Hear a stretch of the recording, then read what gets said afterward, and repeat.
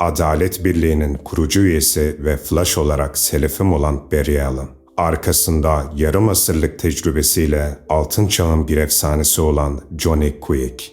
Süper hızlı bir kuruluşun ilham kaynağı ve kurucusu olan, hatta kendine hareket tanrısı ilan eden Savita. Ölüm, yaşayan en hızlı adamları teker teker yakaladı ve dünyadaki bütün hızlar onları kurtarmaya yetmedi. Ne kadar hızlı olursanız olun, Black Flash her zaman daha hızlıdır. Şimdi ise benim için geliyor. Benim ismim Wally West ve ben yürüyen bir ölüyüm. Wally, yakın zamana kadar Speed Force olarak bilinen bir enerji alanıyla garip bir bağlantı geliştirmişti. Bu bağlantı sayesinde fotonları bile geride bırakabiliyordu. Ancak kız arkadaşı Linda'nın ölümünden sonra bu yeteneği kaybetti. Görünüşe göre Linda'nın yerine kendisinin ölmesi gerekiyordu. Ancak Linda yanlış zamanda ve yanlış yerdeydi. Görünen o ki Wally tek başına sadece kaçınılmazı erteleyebilirdi. Buna devam edemem. Bagaj kanallarından aşağı kaymak bu sorunun çözümü değil. Diğer kahramanlar yumruklarını kullanırken Flash'ların kafalarını kullanması gerekiyordu. Güçlerinin olmaması yenilmek için bir bahane değil. Düşün Wally, düşün. Şu anda bizi hayatta tutan tek şey senin beynin Wally. Bir şekilde birinin kıyafetlerini çalarak kaçmayı ve sakin kalmayı başardı. Ancak Black Flash onu hemen tanıdı ve arkasından yaklaştı. Tam üzerine atlayıp hamlesini yaparken tüm bu olayların arasında Jay Garrick ortaya çıktı ve Wally'yi kurtardı. Her şey kontrol altında evlat. Max, o şey boyutumuza girdiğinde hız gücünde bir bozulma hissetti ve herkesi topladı. Biz dikkatini dağıtıp ne yapacağımızı bulmaya çalışırken senin burada güvenli bir yerde kalmanı istiyorum.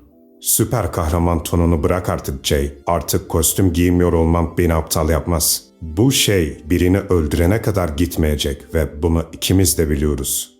Jay, aptallık etme. Beni buradan çıkar. Ona göre Max Mercury belki de en yaşlı süper kahraman. Ama birinin bu kadar uzun yaşamasında şansın payı büyüktü ve bu bir gün sona erecekti. Bunun üzerine tek yaptığı şey koşup bir şeyler satın almak ve bir yol bulmak oldu. Max bir süre sonra yoruldu ve Jesse'den bu rolü devralmasını istedi. Jesse de Jay gibi yaptı ve bir süre sonra Black Flash'ın dikkatini dağıtmaya başarmıştı. Jesse'ye birkaç bıçak fırlattıktan sonra Black Flash dikkatini onun yıldırım hızındaki yumruklarından kaçmakta zorlanan Max Mercury'ye yöneltti. Bu sırada Wally ise kapıyı kırmak ve kendini kurtarmak için elinden geleni yapıyordu. Ölümün akıl yürütebileceğiniz bir şey olmadığını biliyordu. Onlar kaçamayacak kadar yorulana kadar onları kovalamaya devam edecekti. Jay ve diğer Speedster'lar Black Flash'ı durdurmak için ellerinden geleni yapıyorlardı.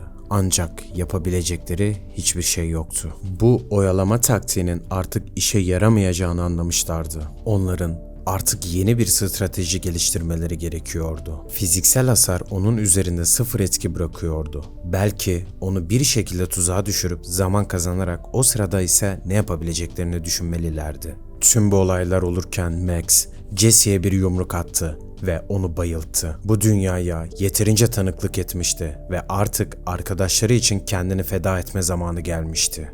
Bir anda Wally çıka geldi. Wally, Black Flash'ın dikkatini kendi üzerine çekti ve haydi biraz eğlenelim diyerek Black Flash ile koşmaya başladılar. Başka seçeneğe kalmayan Wally zamanda ileriye gitmeye karar verdi. Ancak her geçen yıl aralarındaki mesafe daha da kısalıyor ve Black Flash ona yetişmeye başlıyordu. 50 milyon yıl sonra arkamda bir nokta beliriyordu. 800 milyon yıl sonra soyumdan gelenlerin bir güneş sistemini kolonileştirmeye yetecek kadar çok olduğunu fark ettiğimde bir an için dikkatim dağıldı ve Black Flash biraz daha arayı kapattı. Sanırsam o neyin peşinde olduğumu fark etti. Dünya, takip eden 2 milyar yıl içinde bir yerlerde kendi kızıl güneşi tarafından yutularak öldü ve yasını tutmak için sadece kırmızı çizmeli ve sakallı bir adam hayatta kalmıştı. Yıldızlar artık soğumuştu ve galaksimiz sanki bir performans sanatına dönüşüyordu. Onun parmak uçları ensemedeydi ve ben derin bir nefes alıp yanmaya çalışırken tüylerimin kızıldan griye döndüğünü hissediyordum. Sadece 100 milyon yıl kaldı.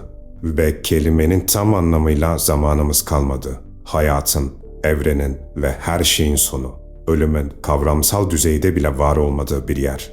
Evet, ben bu işte iyiyim. Kendine iyi bak yavrum. Teorik olarak Wally arkadaşlarını kurtarmayı başardığı için dünyanın en mutlu adamı olmalıydı. Ancak Linda ve geri dönebileceği bir evi olmadan bunların hiçbir önemi kalmamıştı. Ve Linda'sız tek bir saniye bile yaşayamayacağını düşündükçe ağlamaya başladı. Bu sırada ise dünyada Jay ve diğerleri Wally'nin Black Flash'ı yenmeyi başardığını fark ettiler. Ancak burada onun için bir ev olmadığından, geri gelmeyeceğinden korkuyorlardı. Kısacası diğer Speedster'lar Wally'nin intihar ettiğini düşündüler. Ama ne var ki Wally bir anda kucağında Linda ile belirdi. Wally, Speed Force'a girerek onu oradan çıkarmıştı. Wally, Evine hoş geldin tatlım. Beni özledin mi? Öte yandan diğer Speedster'lar Wally'nin ölmediğini ve orada olduğuna çok sevinmişlerdi. Hepsi sırayla Wally'ye bu durumdan dolayı onları kurtardığı için teşekkür ettiler. Tüm bu olaylar bittikten sonra Wally, Linda'yı kendi mezarını görmeye götürdü. Ona Superman ve cenazesine katılan diğer kahramanları anlattı. Wally bir anda cebinden yüzük çıkartarak mezarlığın ortasında Linda'ya teklif etti ve Linda ise burada teklif ettiği için mutlu olmadığını söyledi. Wally bu durumdan hoşnut olmayan Linda'yı bir anda Paris'e götürdü ve orada ona evlilik teklifi etti. Bu tarz seslendirmeli ve dublajlı çizgi roman anlatımları hoşuna gidiyorsa bana üye olarak destek olmayı ve video hoşuna gittiyse beğenmeyi, kanalıma abone olmayı unutma. Bir sonraki videoda görüşmek üzere. Kendine iyi bak.